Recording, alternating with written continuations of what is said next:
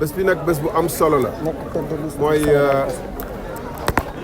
askanu Sénégal ñi nga xam ne ñoomam Sénégal di ko dénk ku leen neex di leen yóbbante aussi di leen digal pour ñu liggéeyal leen ñoom ñoo war a nanguwaat seen kàddu wax li ñu xalaat ci seen réew ak lu ñu namm ci at yu ñuy jëm surtout ndaw réew mi penc ndaw réew mi dafa am solo ci démocratie réew amul benn réew bu développé ci àddina fekk assemblée nationale bi dëgërul fekk justice bi dëgërul te ñun xam nañu suñu assemblée nationale dafa xaw a sooxe donc askanu Sénégal ñu ngi leen di ñaan ku nekk ci yéen am na lu mu xalaat wala lu mu yëg ci tolluwaayu réew mi ak ay yéene yu mu ciy jàpp tey nga am pour wax ci boo ci waxul tey mun na am juróomi at yi ñëw xanaa yeneen élection da ngay nekk di ñaxtu wala di commenter ci suufu garab yi ci naan ataaya yi ci car rapide yi waaye dootoo ci mën lu bëri ndax bu ñu xasee fal gars yi fal nañ leen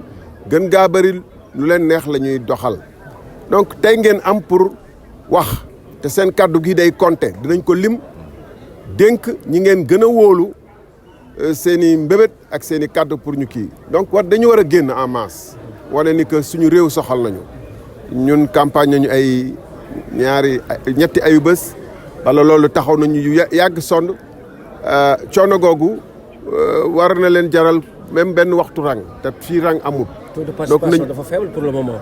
waaw loolu laay wax nii taux de participation warul faible buñ la delloo kàddu ci li nga xam ne da nga ko moom bu doon sa kër sax wala sa ASC wala seen tontine di ngeen jóg taxaw xool xaalis bi nu mu demee bu doon tontine la gars yi dañ génn xool lim xaalis bi nu mu demee lii moo ëpp tontine parce que mooy suñu tontinu ëllëg tey suñu tontinu doom suñu tontinuy sët suñu ëllëg suñu ñuy dem ci mbëkk meeg yooyu yëpp tey jii la ñu war a am lu ñu ciy wax donc bu ñu raté occasion bi parce que yeneen at yi commentaire rek lañ ci mën. duñ ci mën organisation président y a une nouvelle gamme sur l'étendue du territoire tout se passe bien. bon ci ni ñu gisee maa ngi doon woo benn directeur d'école centre déplacé benn village jotuma ko bu xool ndax foofu voté nañu am na bu ñu fàtte ni am na ay villages yu bëri ñu déplacé jëlee leen fa ñu nekkoon amoon fa ay salle de classe indi leen ci kaw gi.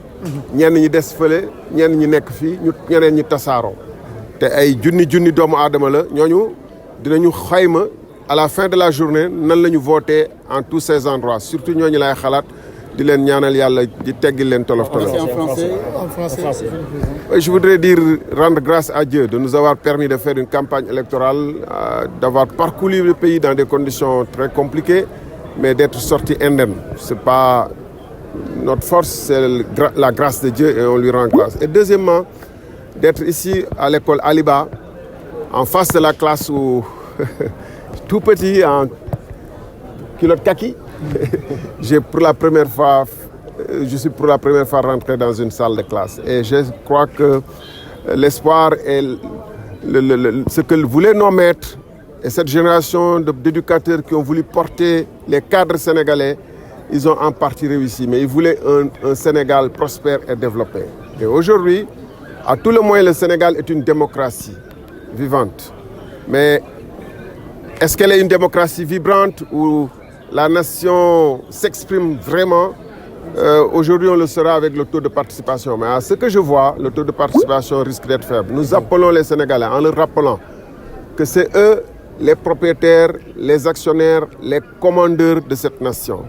C'est eux qui décident de qui, après, portera la parole et les responsabilités. Et il n'y a aucun pays développé sans des institutions fortes comme l'Assemblée nationale, comme la justice. Nous savons que notre Assemblée nationale n'est pas forte, loin s'en faut. Nous savons que notre justice souffre. Pour apporter ces réformes, ce n'est pas l'exécutif seulement. Il faut un législatif fort, divers, puissant, qui puisse prendre en charge certaines préoccupations. Ne pas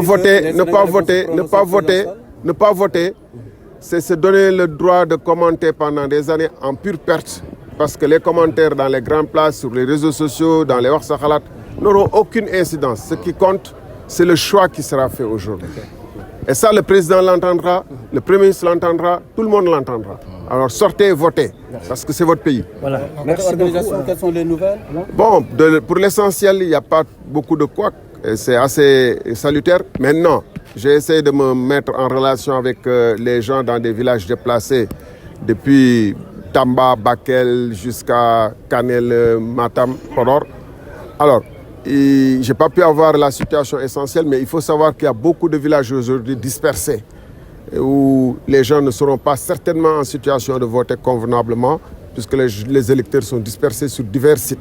On verra bien, à la fin de la journée, on en fera l'évaluation et on verra ce qui a pu se passer. Le moral est bon, Thierno Alassane Sall. Absolument. Bon, je crois que nous avons fait ce qu'on avait à faire.